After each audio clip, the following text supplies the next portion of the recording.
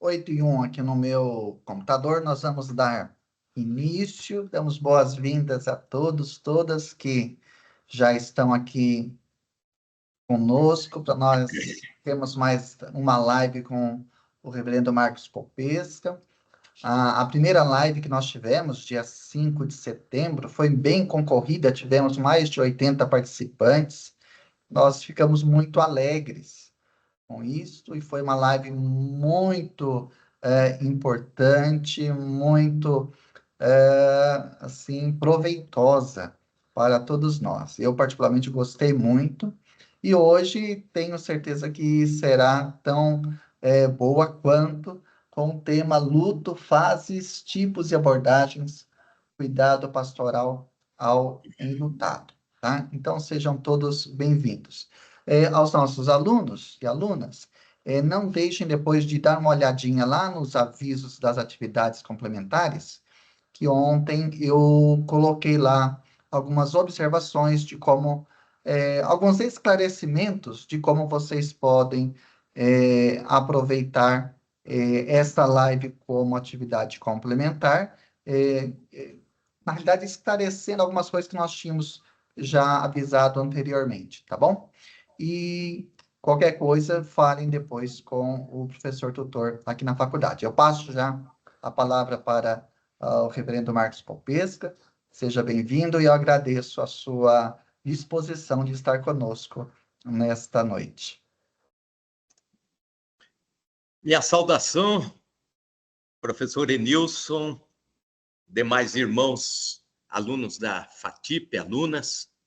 Deus abençoe cada um de vocês, o ministério, a vida, o dia a dia. Pois bem, vamos lá para mais uma etapa das nossas aulas aqui. A primeira foi sobre a depressão, como lidar com isso no gabinete pastoral, como aconselhar, né? Vamos lá, então, ao luto. Pois bem, todos nós ouvimos... Pastor Marcos, só avisando que o senhor não abriu a câmera aí, tá? Não está aberto? Espera aí. Eu acho que isso pode ser para algumas pessoas, para porque mim ele está aparecendo, sim. Ele está aparecendo, estava aparecendo, agora voltou. Está aparecendo, sim. Está aparecendo? Ok, pastor, agora está ok. Agora tá ok. Na live passada nós tivemos essa dificuldade com alguns, mas está aparecendo, sim, ok? Ok. Então, meu boa noite a todos, né? Todos e todas da FATIP, que Deus abençoe o ministério, o trabalho de cada um. Minha saudação ao diretor, reverendo Marcos Nunes, e também ao reverendo Enilson, que Deus abençoe. Como da outra vez, deixei para o final e acabamos perdendo o insight, né? Eu já quero aproveitar e fazer aqui a divulgação do livro Superando a Dor no Luto. E você pode depois fazer o seu pedido pelo meu e-mail ou pelo meu contato, passar o endereço, eu te mando o livro com a dedicatória. Espero que seja uma bênção aí na sua vida. Pois bem, todos nós ouvimos as palavras quando nos confrontamos com a realidade da morte, da perda de queridos. Palavras, frases, expressões assim como esta: para morrer basta estar vivo. É lógico. Se tiver morto, como que vai morrer de novo, né? Mas a gente ouve isso nos velórios e tal. Ou você ainda é jovem, poderá ter outros filhos. Ou então, todos nós passaremos por isso um dia. Ou então, a morte é a única certeza que temos na vida. Ou então, poderia ter sido muito pior. Pois bem, para começarmos a trabalhar com quem está tendo perdas ao longo da sua vida, ou quem está passando por esse momento difícil, pós-perda, nós precisamos ter alguns conhecimentos que podem nos ajudar no gabinete pastoral, no trabalho de aconselhamento e tudo mais. O Dr. Gary Collins diz o seguinte, que a gente tenta deixar a morte um pouco mais bonita, dizendo assim, ele se foi, ou então ele partiu, ao invés de dizer morreu. Vestimos o corpo de flores, coroa de flores, etc. Mas nada ameniza a tristeza da morte, o choque da perda de alguém que estava entre nós e não está mais. Pois bem, a morte é penosa para quem passa por ela, pela perda, ou para quem observa. O Rubem Olino, que é autor de um livro talvez já conhecido seu, Luto, uma dor perdida no tempo, indico este livro também, ele diz o seguinte, que o ser humano foi criado para a vida, então nós estamos preparados para a vida, estamos preparados para o cotidiano, para viver. A morte, portanto, é um acidente, algo estranho à nossa vida. A morte é uma agressão à continuidade nossa. A Bíblia chama de sombra a morte por 19 vezes, refere-se como sombra. Agora, a tese que eu defendo é que se nós, pastores ou conselheiros cristãos, dermos ou ajudarmos a pessoa que está passando pelo vale do luto para que ele entenda quais serão as etapas que virão pela frente, ele passará de uma forma mais segura. O enlutado não vê luz no final do túnel. Mas quando você começa a falar sobre o tipo de luto, as fases do luto, você começa a trazer um pouco de esperança. Fica aquela ideia, então vai passar. Então vem outras etapas para frente, e em algum momento eu vou superar essa dor tão terrível da perda. Quando conhecemos as etapas do luto, não significa que haverá uma fórmula mágica ou uma equação para tirar a tristeza, para enxugar a lágrima, mas haverá uma esperança semeada. Pois bem, nós passamos pela vida perdendo. A gente só não se dá conta disso, mas depois que nascemos, já começamos a perder. Nascemos e aí perdemos o calor do útero, a segurança da vida intrauterina, e aí ganhamos o mundo. Ganhamos, mas perdemos a etapa anterior. Quando chega na época de desmamar, a gente também perde o aconchego do colo materno. Quando chega a etapa da escola, primeiro dia de escola, é o rito de passagem, e aí, novamente, a gente vai enfrentar o mundo da sociabilidade. Perdemos. Quando saímos da infância, perdemos aquelas amizades traquinas de infância e tal, e depois vamos para a adolescência. Quando chegamos na vida adulta, perdemos o vigor da jovialidade, do esporte, etc., da juventude. Ganhamos experiência, mas perdemos. É o ciclo vital, até um dia chegar no ponto final desse ciclo, que a gente chama de morte.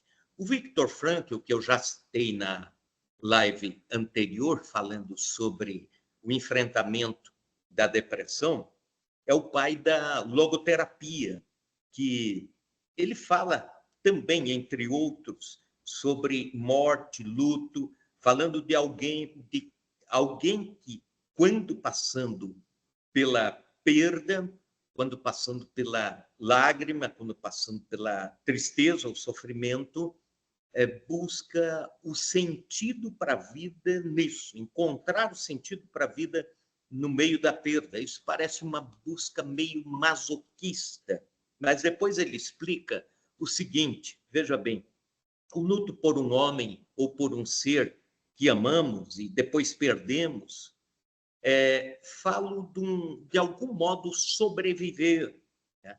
O objeto do nosso amor ou da nossa tristeza perdeu-se objetivamente no tempo empírico, mas ficou a salvo subjetivamente no tempo interior. Quer dizer, você perde a pessoa, mas no seu interior ela continuará a viver em forma de boas lembranças, de legado e tudo mais. Pois bem, sobre a morte, existem alguns tabus que vale a pena a gente falar agora, logo no início, né? Por exemplo, num hospital, você nunca verá um caixão sair pela porta da frente, ou a maca com alguém que morreu pela porta da frente. Sempre é lá a última porta do subsolo, do lugar mais escondido onde para a viatura funerária para tirar alguém que morreu. Até mesmo os médicos, eles não dizem alguém morreu, eles dizem foi a óbito. Ou então, no militarismo, se diz tombou pela pátria. Ou então, alguém que está querendo explicar na família a morte para uma criança diz o vovô virou uma estrelinha e tudo mais. Na antiga Roma, os cemitérios ficavam fora da cidade. E, por um motivo, eles tinham um rancor da morte. A morte era caracterizada como algo repugnante, algo a ser escondido da sociedade. E são tabus, né, que se tem a respeito desse tema e nós não deveríamos ter. Por exemplo, há um tempo atrás fui fazer um casamento e lembro-me que a noiva recomendou o seguinte: pastor, por favor, no final não use aquela frase até que a morte nos separe, para não usar a palavra morte no meu casamento. Ao contrário disso, eu creio que a gente deve lidar com as certezas da vida, tanto quanto lidamos com as certezas com respeito à morte e à perda, apesar da tristeza. Eu tive um professor canadense chamado Frank Peters, muito querido, pastorzão, e ele depois teve câncer ao final da vida, e lá no Canadá os médicos iam visitar o paciente em casa, o tratamento decorria em casa. Até que um dia o médico chegou, bateu nas costas do professor Frank Peters e falou: pastor Frank, não posso mais fazer nada pelo senhor. Eu acho que daqui a alguns dias Deus já vai te chamar lá em cima. Né? E saiu. Eu fiquei imaginando, se fosse isso no Brasil, a família já processava de imediato esse médico. Mas não, é a forma tranquila de lidar com algo que precisamos nós ajudar o nosso povo a lidar com a perda. Pois bem, precisamos ajudar pessoas a administrar as suas perdas. O luto não é uma coisa ruim. O luto é um mecanismo que a própria natureza provê para o ser humano para que, após um choque, uma dor terrível de perda, de ausência,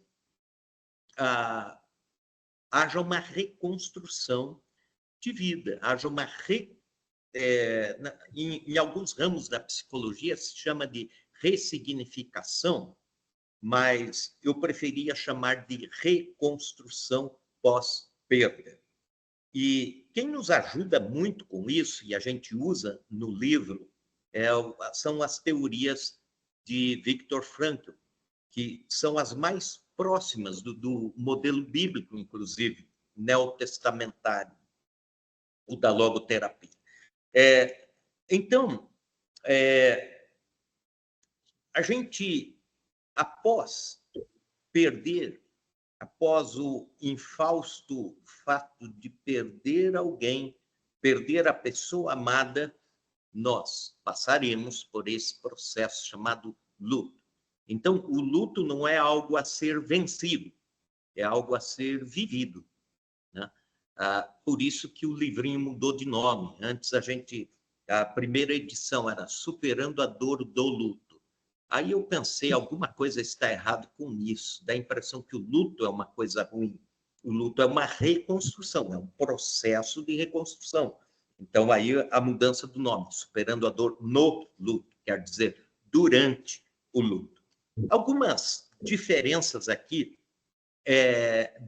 de tipos de perda que vão resultar em lutos diferentes também. É importante, quando você estiver aconselhando alguém, você entender que tipo de perda essa pessoa teve, para que você consiga visualizar e ajudá-la a entender que tipo de reconstrução ela há de precisar. E eu vou falar aqui rapidamente, porque o nosso tempo não permite detalhar. Mas, por exemplo, tem a perda súbita, quando tudo está dentro da normalidade da vida e, de repente, um infarto fulminante vem, ou então um acidente terrível de trânsito, ou um suicídio indecifrável.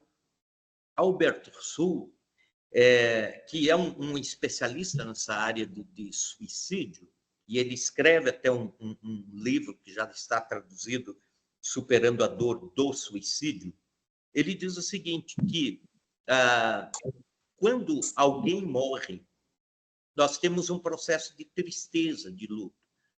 Mas, quando é o suicídio, além da tristeza, a família vai ter a vergonha, por causa do tabu, do mito, e vai ter também o choque, o trauma. Então, a perda súbita empurra os sobreviventes a uma mudança de curso na vida de repente. Existe a normalidade da vida e, de repente, ela não está lá mais. E, rapidamente, você tem que reconstruir a sua vida. Pois bem, existe a perda paulatina. Lembro-me de um casal, ela enferma com uma doença degenerativa, internada, e a cada vez que ele ia no hospital, ele dizia isso: estou me despedindo aos poucos. Então, o luto foi decorrendo em vida ainda, portanto, mais ameno. Há um preparo interior para tal, diferente, por exemplo, da perda súbita. E alguém arrisca até escrever sobre isso, dizendo que, em alguns casos, a morte passa até mesmo a assumir um papel de solidariedade, pondo fim naquele padecimento, tanto da pessoa que está ali morrendo, como também dos familiares que estão em volta sofrendo. Existe a perda por aborto.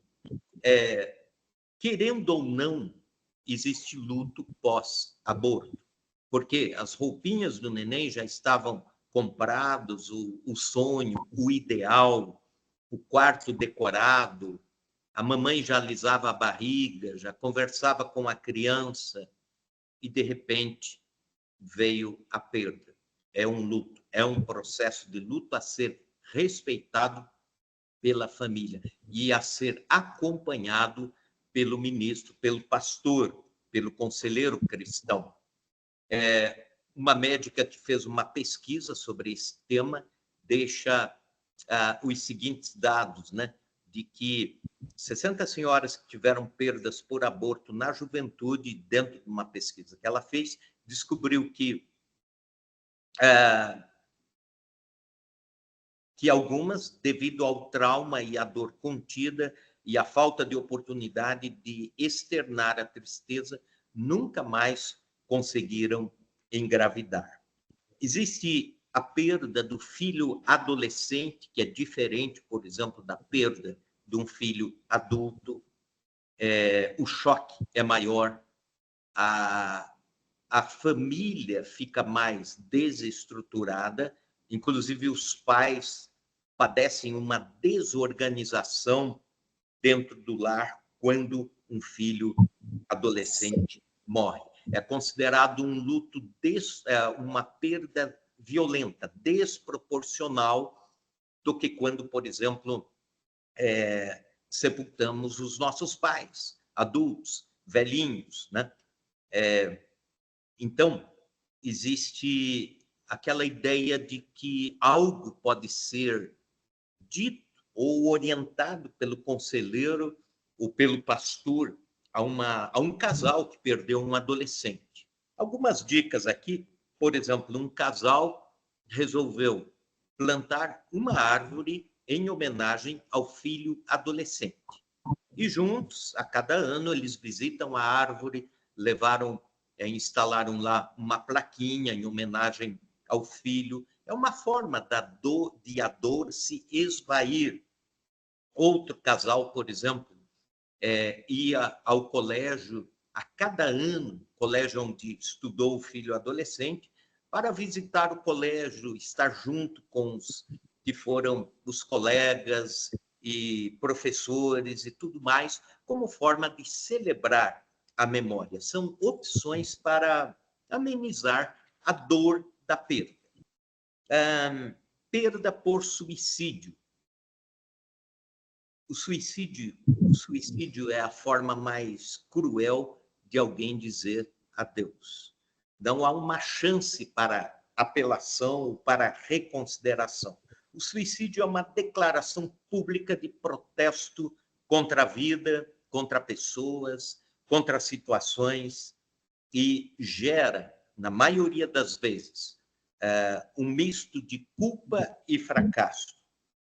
A pergunta é: onde falhamos?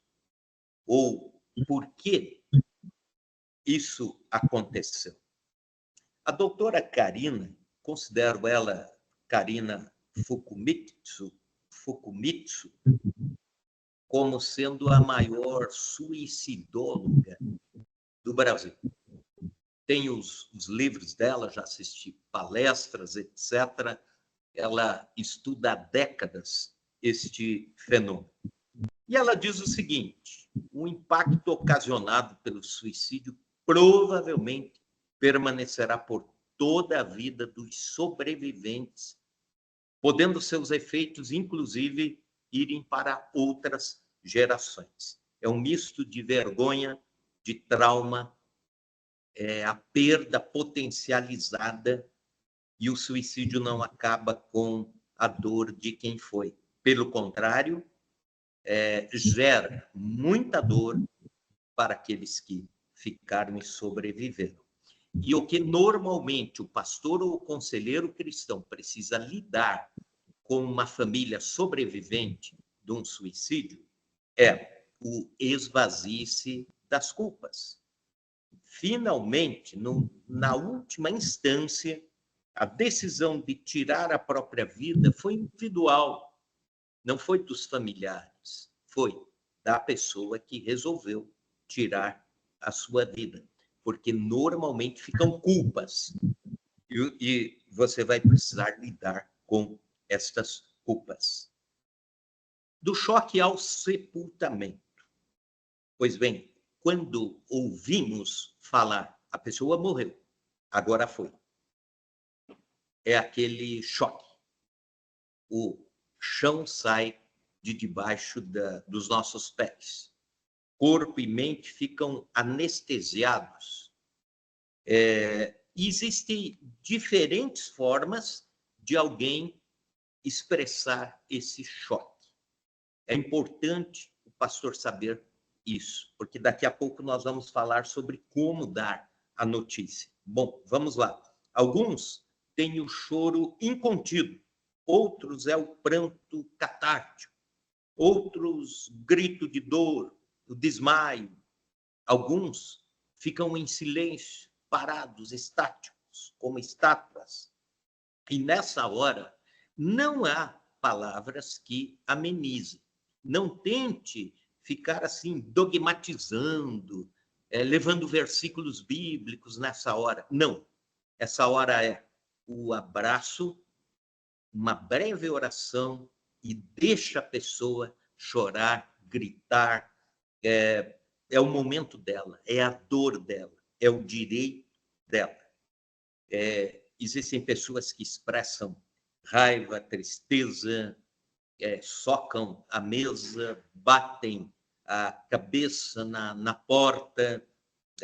Não há o que você possa fazer para que essa pessoa, nesse momento, amenize a sua dor. Deixe ela viver a sua dor, porque aquele momento vai passar, dali a alguns minutos passa, mas é o seu ponto de partida. Então, a gente chama isso de choque, né? Uma rápida experiência aqui. A geleira do vulcão Nevado de Ruiz, 5.400 metros de altitude, na Colômbia, em 1985, numa repentina avalanche, sepultou mais de 20.000 pessoas que viviam num vilarejo ali, chamado Vila Armeiro. E o pessoal do EIRENE foi. Talvez você já tenha ouvido a respeito deste ministério. O pessoal do EIRENE esteve lá para trazer conforto, solidariedade, aconselhamento e oração para os sobreviventes da Vila Armeiro. E o doutor Jorge Maldonado, que é médico e pastor, chegou perto de uma senhora, e essa senhora estava há 2 dias assentada, com os olhos abertos, olhando fixamente para o chão e na mesma posição, sem falar nada, sem comer, sem dormir. E os paramédicos já estavam se preparando para interná-la.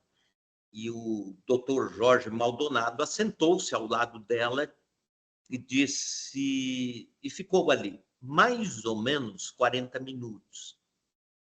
Depois disse, está doendo, né? Está doendo. E essa mulher, então, aí ela falou. Ela desabou a chorar e ela contou a sua história. Na logoterapia, a gente tem que ouvir histórias. As histórias ajudam a ressignificar a vida, a dor, o sofrimento, a trazer sentido para o futuro.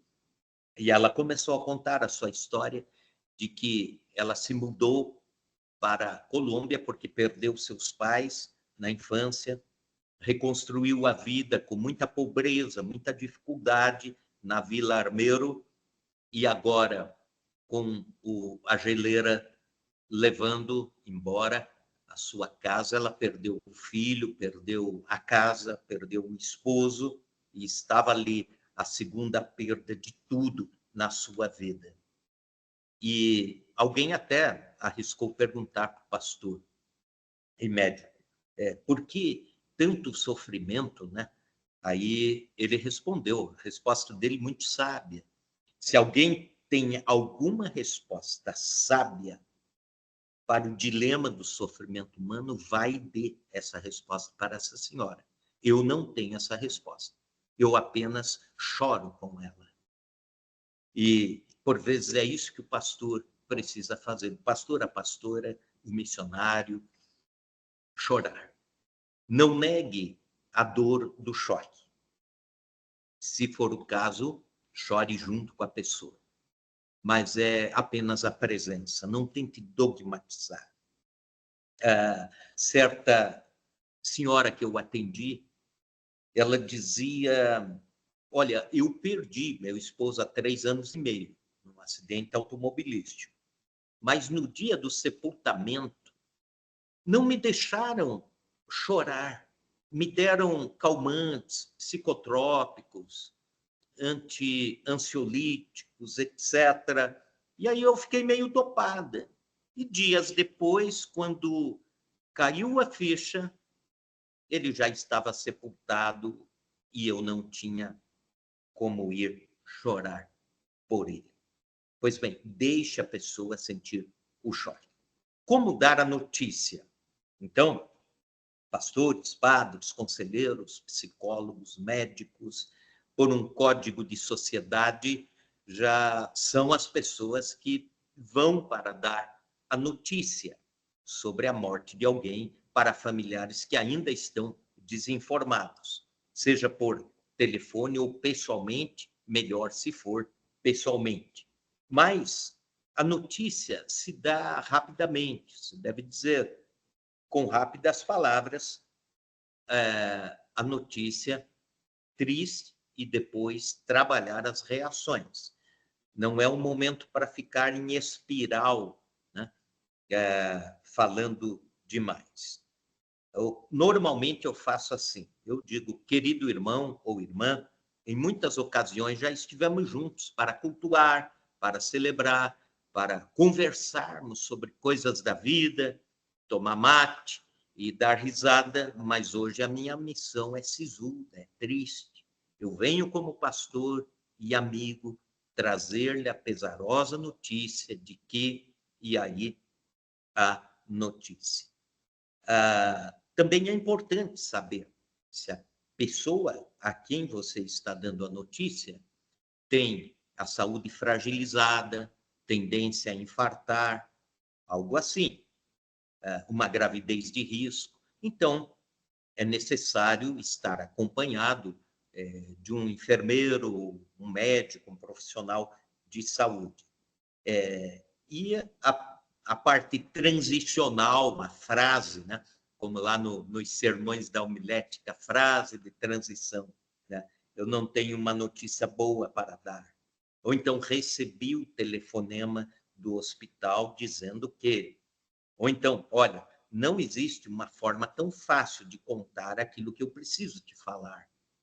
E, em rápidas frases, você fecha e depois está ali para dar o abraço, para orar, e nesse momento, fique também atento, porque, por vezes, nesses mecanismos de projeção, a pessoa que dá a notícia até é agredido, né? Por exemplo, um policial que foi dar a notícia da morte de um adolescente à sua mãe, o policial foi agredido e ele ficou sem saber o porquê, né? Na hora do choque, essas inversões podem acontecer. O que dizer às crianças? Como explicar para a criança que a mamãe não vai mais voltar ou o papai não vem mais para casa, né? O conceito de morte para uma criança tem que ficar claro. A sociologia aponta um fator aqui, é uma curiosidade. As crianças da pós-modernidade têm muitas notícias e hoje já tem um certo relaxamento a respeito de restrições antigas, de outros tempos que agora já não são, como, por exemplo, falar abertamente sobre sexo com crianças de 5, 6 anos, era um tabu antigamente, né? Mas, ao contrário disso, paramos de falar sobre a morte. São as tendências hedonistas do nosso tempo, que preparam crianças para a felicidade, mas não para a tristeza. Antigamente, as crianças eram informadas sobre a morte do tio, do primo, do avô, iam serenamente junto com os pais aos sepultamentos. Eu tenho lido muito a história dos puritanos e eles tinham muitas coisas boas, né? Uma delas é que eles treinavam seus filhos desde pequenos para a vida. Então, meus filhos, eu costumava levar aos velórios, aos cultos fúnebres, desde pequenininhos, para que não criassem esses tabus, esses medos com respeito à morte. Até os 3 anos, a criança não tem noção do que é morte, mas ela sabe o que é ausência. Então, você pode explicar o que é uma ausência, dizer papai não vai mais voltar, ou então mamãe não vai mais voltar, o vovô não vai estar mais com a gente aqui. Evite mentir ou negar, como, por exemplo, dizer assim, mamãe foi fazer uma viagem e volta. Ou então, o vovô está dormindo. Não, ele não está dormindo. Depois dos 5 aos 6 anos, a criança já tem a capacidade de compreensão e ela já consegue até chorar a perda de alguém. Então, o que você pode fazer? Você pode perguntar à criança, você quer ir no velório, quer ir junto no culto fúnebre? Lá vai ter muita gente triste, gente chorando, né? Ou você prefere ficar em casa? Mas deixar isso na mão da criança para decidir. E depois, no processo de luto, a criança vai precisar de passeios, vai precisar de telefonemas, refeições juntos. Se a igreja tem um líder de ministério infantil, estar envolvido nesse trabalho também, porque a criança que tem a perda do pai, por exemplo, ela vai ficar com medo de perder a mãe, ou se perdeu a mãe, vai ficar com medo de perder o pai. Sobre rituais religiosos, eu tenho elencado aqui alguma coisa sobre como os judeus trabalham com a morte, como os hindus, os budistas, como o Islã, como o candomblé, como os católicos trabalham, mas também como nós, protestantes, trabalhamos a questão da morte na despedida final. Nós cultuamos a Deus e cultuamos com palavras, textos lidos, pregações, testemunhos, canções adequadas para o momento. E sempre falamos sobre a esperança do céu, a esperança da ressurreição. Algumas igrejas têm um rito já todo preparado, como, por exemplo, os nossos irmãos metodistas. O pastor vai não só ali no momento do culto, mas ele vai até o momento do sepultamento e lá, mediante o jogar da terra, ele ora dizendo, entregamos o corpo do nosso irmão à morada eterna, certos de que seu espírito já está com Deus. O pó retorne à terra de onde veio, o espírito volte a Deus que o concedeu. Amém. Em tempos de adaptações por causa de isolamento social, algumas igrejas tiveram um culto em memória. E também nós colocamos um capítulo sobre isso. Como podemos preparar um culto de forma que, mesmo online, haja aquele sentimento de cuidado de Deus para com a família que está sofrendo e também a despedida final daquela pessoa que Deus levou. As fases do luto, e é sobre isso que eu quero falar, anote bem aí. A primeira fase, a negação. A ideia, não esqueça, é de que vem uma trilha pela frente e o conselheiro ou conselheira, o pastor, pastora, tem que ajudar a pessoa a construir essa trilha. A primeira fase, a negação, é a ideia de que a mente fica confusa entre entender que a pessoa morreu e o coração dizendo alguma coisa diferente. Essa fase pode durar alguns minutos ou até meses. Por exemplo, uma senhora cujo filho morreu, ela não deixava ninguém entrar no quarto do filho. guardou ali o skate, os CDs, a decoração intocável, nem a senhora da limpeza entrava lá. Era uma ideia, era uma expressão que ela tinha de negação. Estagnou nesse processo. Então, a gente tem que admitir, ajudar a pessoa a admitir, morreu mesmo. Na igreja anglicana, há um ritual onde o sacerdote, nos últimos momentos, pede para que familiares joguem um punhado de terra sobre o caixão. O crepitar seco, barulho da terra caindo no caixão, anuncia o adeus mesmo, a despedida, é o último adeus. Então, ajude o enlutado a sair da negação, superar a negação, porque alguns ficam com o luto embotado e não conseguem sair desse primeiro estágio.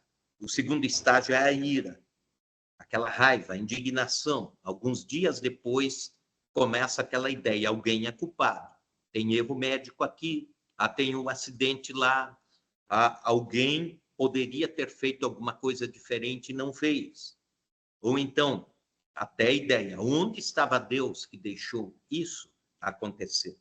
É o que Marta perguntou, é o que Marta reclamou com Jesus lá. Lembram, né? Marta e Maria, quando Lázaro morreu. Se o Senhor estivesse aqui, o meu irmão não teria morrido.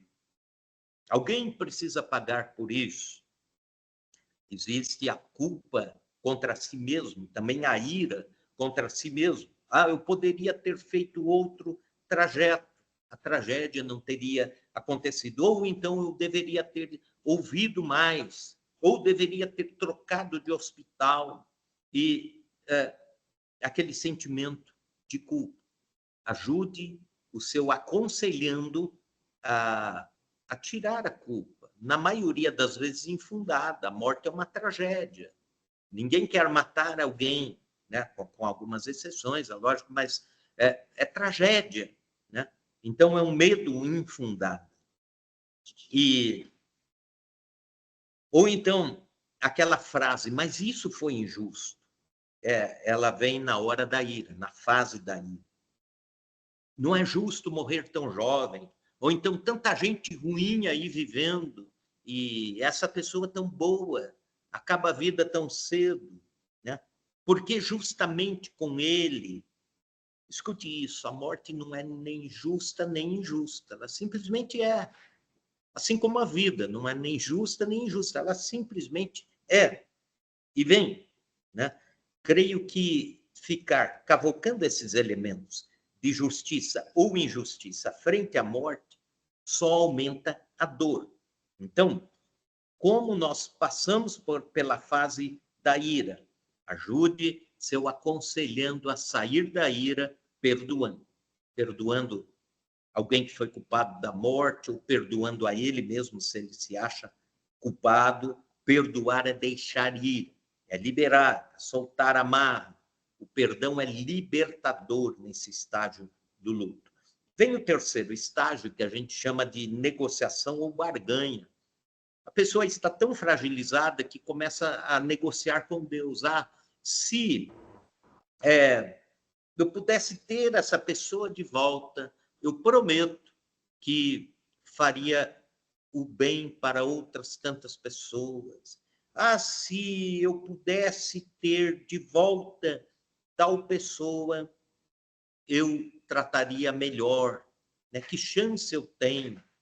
Isso é muito comum também pelo luto, não de pessoas que morreram, mas pelo luto de namoros ou divórcios ou empregos de longa data que são cortados assim e de repente a pessoa está lá sofrendo e começa a barganhar com Deus. Se eu tiver de volta, eu vou ser mais romântico, mais atencioso, etc. E aí vem a outra parte que a gente chama de depressão, que não é a depressão doença, não é a depressão da outra live, mas é um período de tristeza prolongado depois das outras fases do luto. As 3 fases do luto, aí a 4ª é uma tristeza prolongada, que pode durar semanas, meses ou anos. Aqueles frequentes silêncios, isolamento. Em se tratando da depressão no luto, não necessariamente é uma patologia, mas é uma parte do processo. Um período de tristeza reflexiva, tristeza com propósito. A ideia, assim, existe essa tristeza para que a pessoa pise no freio nas suas emoções e consiga assimilar, reconstruir a partir da sua tristeza. E dentro desse período existe o que chamamos de lamento. Lamento é o chorar, é o perguntar o porquê da dor, né? Por que isso aconteceu? Deixa a pessoa perguntar. Uma senhora me abraçou quando eu cheguei no velório do filho dela, que morreu de um acidente estúpido de carro, e ela era nova convertida. E ela falou assim: pastor, perdão, mas eu estava blasfemando contra Deus. Será que Deus vai me punir? Porque eu não estou aguentando isso. Ela chorando, mas assim se derramando em lágrimas. Eu falei: Deus compreende e aceita a sua dor, o seu questionamento. Chore, reclame com Deus. Estamos aqui para lamentar junto com você. Infelizmente, o discurso evangélico hoje é apenas triunfalista, prega a vitória, o sucesso, a alegria, o que mais? Então, só que nós entendemos também que no meio disso nós precisaremos trabalhar com a tristeza, com a lágrima. Os judeus tinham um período de lamento de 7 dias, em que alguém se isolava para chorar, para lamentar a morte de outro. E aí vem o esvair da dor. Cada vez que a pessoa chora, cada vez que a pessoa reclama, é um pouquinho dessa válvula da panela de pressão que vai saindo. E depois que passa a negação, a ira, a barganha, a depressão, vem a aceitação. A última fase do luto se diz: eu posso então retornar à vida agora, né? É a etapa mais racional, né? Onde a perda é superada, onde a pessoa que partiu vai fazer falta, vai ficar uma lacuna, sim, mas consegue se superar. Essa lacuna não é que ela vai ser coberta, mas a pessoa reconstrói a vida apesar de uma lacuna, apesar de uma perda. E nesse processo de reconstrução, é bom que a gente também observe nas famílias que alguns superam mais rapidamente, outros mais lentamente. Os que superam mais lentamente a perda de alguém vão julgar os que mais rapidamente superaram. E fica aquele julgamento silencioso: você não gostava tanto, né? Porque eu estou sofrendo mais aqui, você já parece que já está festando e tal. E não, são velocidades diferentes, ritmos emocionais diferentes. Cada um sente a sua dor na sua extensão, conforme a sua estrutura emocional. Reações durante o luto. Eu vou ser rápido aqui. Durante o luto, as emoções ficam em redemoinho, ora a tristeza, ora a angústia, ora a reflexão, ora a compreensão, ora a incompreensão.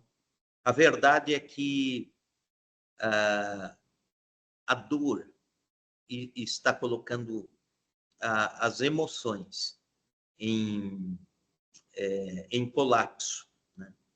Se Jesus pôde chorar na morte do seu amigo Lázaro, nós também podemos chorar, deixar alguém chorar. As emoções ficam à flor da pele no processo do luto, principalmente nas primeiras semanas. A indecisão, a concentração é baixa, o nível de concentração do enlutado. Então, a igreja precisa ajudar o enlutado fazer as tarefas, não deixe que ele tome decisões rápidas, é um período de pé no freio mesmo. Ou então, outra reação, o autocastigo, aquela ideia assim, eu tenho que me punir, né? Porque eu fui culpado de algum descuido, alguma distração, por isso perdemos a pessoa amada. Ou então, existe outra reação, não muito comum, mas é a insensibilidade à perda. Existem pessoas que têm ausência de afeto e vão chorar menos. E, como eu disse, cada organismo responde de uma forma. Existem pessoas que se entregam à hiperatividade durante o luto. Cuidado, oriente o seu, aconselhando a dormir mais, a descansar um pouco mais. Esse processo é desgastante. Durante meses, desgastes. Ou então, existem mudanças nos relacionamentos, como, por exemplo, o casal perde um filho, volta a ser o casal apenas.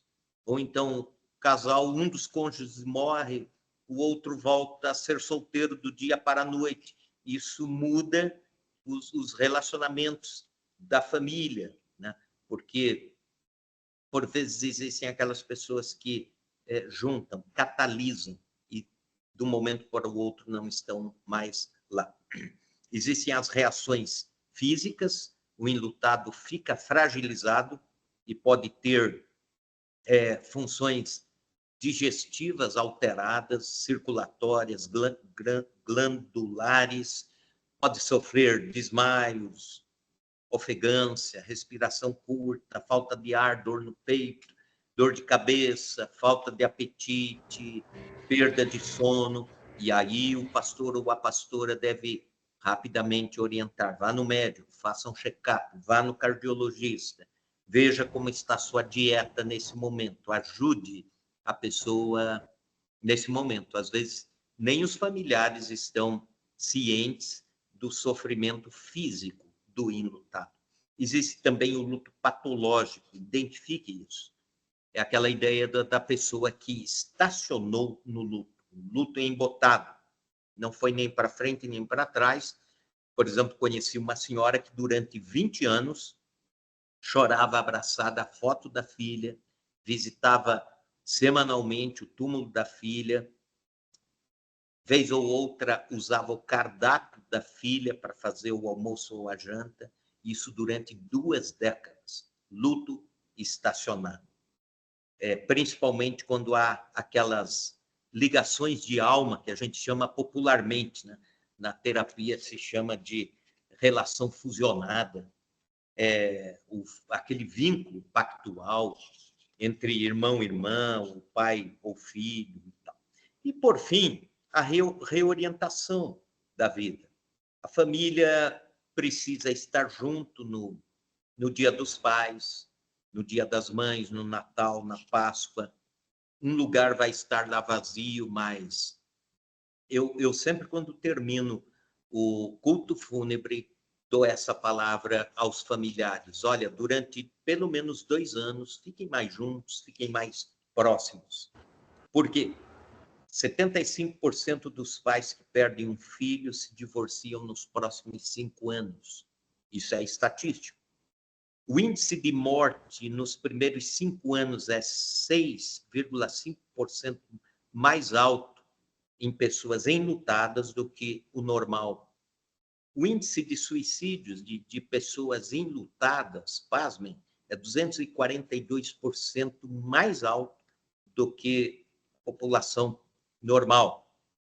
Também acidentes de trânsito, 153% mais alto do que o normal na população, pela falta de desatenção e desordem emocional.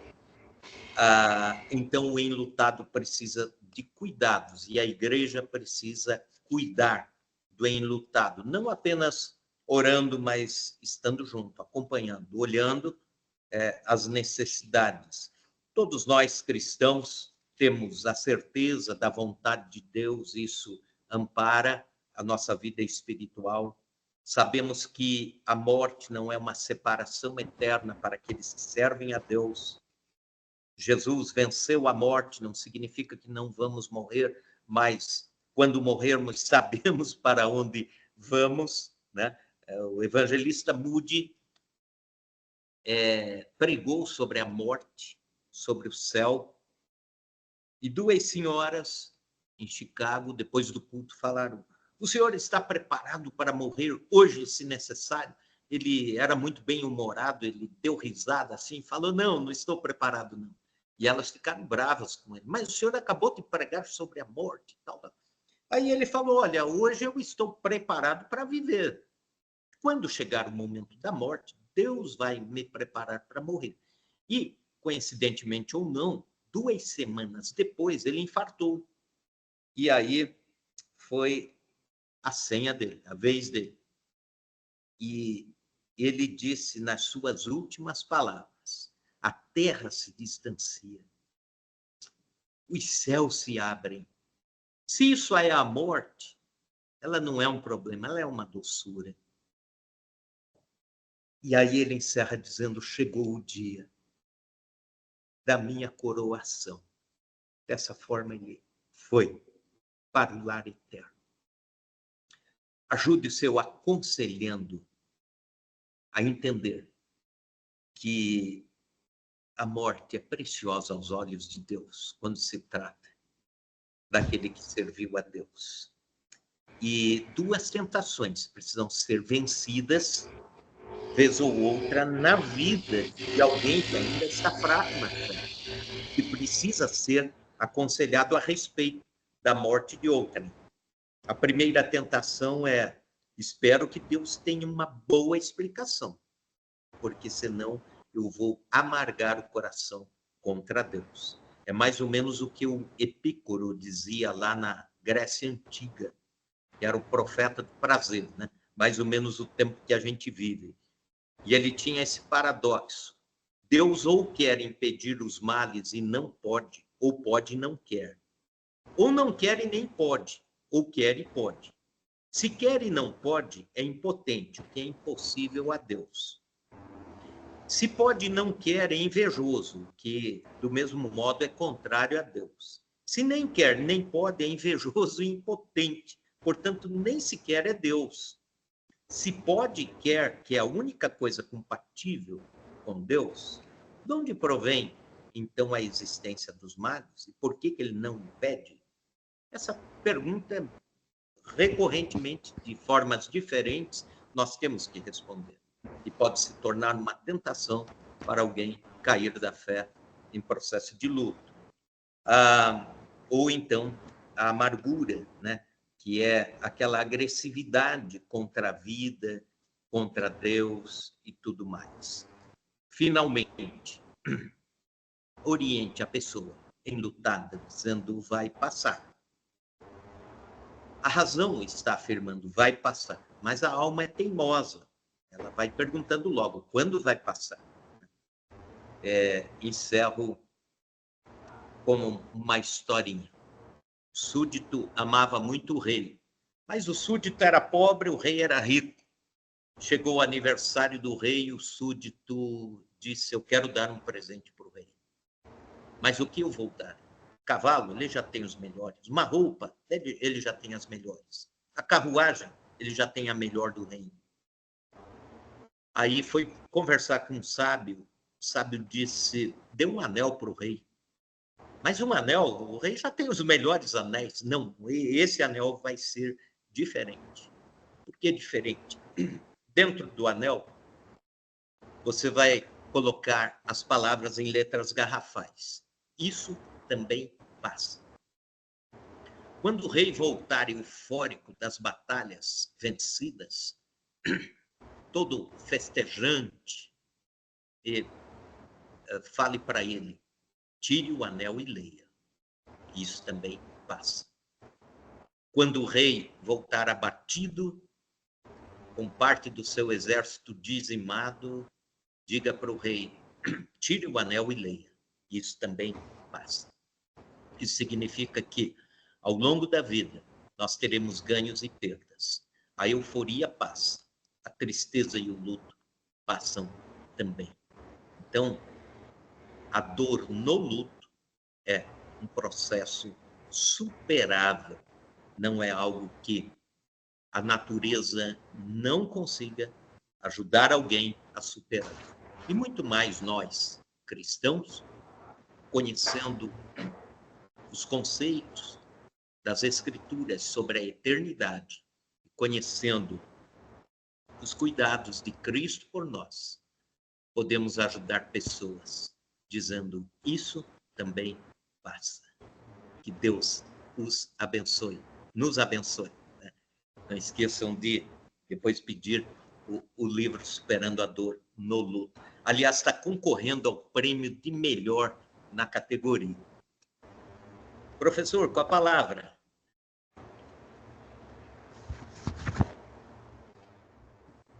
Reverendo, obrigado. Acompanhei aqui com atenção, mesmo trabalhando, fazendo outras coisas, mas ao mesmo tempo ouvindo com atenção. Não estamos ouvindo.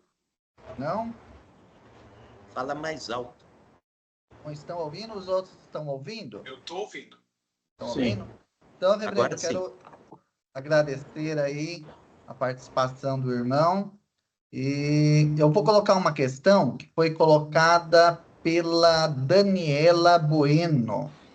Ela diz o seguinte, pergunta o seguinte, é possível estimar o período de tempo que, em regra, mudou aqui, que em regra pode ou é considerado normal durar a fase do luto desde a negação até a aceitação? Não é possível. É a pergunta que sempre fazem, né? Em média, 2 anos, podendo ir até 4, mas depende de uma situação. O grau de afeto e dependência que se tinha da pessoa que se foi. Por exemplo, na sociedade brasileira, até hoje nós estamos enlutados pelo Ayrton Senna, luto coletivo, né? Então, mas, assim, o luto pessoal depende do grau de afeto, depende do organismo, depende do apoio, etc. Cada situação vai ser de uma forma diferente, mas podendo ir aí de 1 ano e meio até 4 anos. Tá joia. Muito obrigado. Pessoal, para os alunos aí, havia a pergunta sobre onde registrava o nome completo. Se era no chat ou, na realidade, era na hora que entrava aqui no chat, na live, que se registrava o nome completo. E eu vi que vários de vocês registraram aqui no chat. Eu vou passar isso para o professor Adalberto, para a gente poder ver como a gente faz o controle aqui, tá bom? Quero agradecer a todos que participaram, de modo muito, muito especial ao professor Marcos Copesca. Depois a gente coloca mais uma vez aqui no AVA a informação do seu livro para o contato, assim como fizemos na live passada. E o irmão manda para a gente coloca as informações mais uma vez aqui. Para quem tiver interessado, pode fazer contato com o irmão e adquirir o livro, tá? Nós realmente agradecemos ao irmão pela disposição de fazer essas 2 lives e para o ano que vem, com certeza, vamos marcar outras que serão muito proveitosas. E agradecemos a todos que estiveram aqui conosco, que Deus possa abençoar. Qualquer coisa, estamos à disposição aqui na FATIP, tá joia? Boa noite, Deus abençoe a todos e até mais. Fiquem com Deus. Boa noite e obrigado. Deus.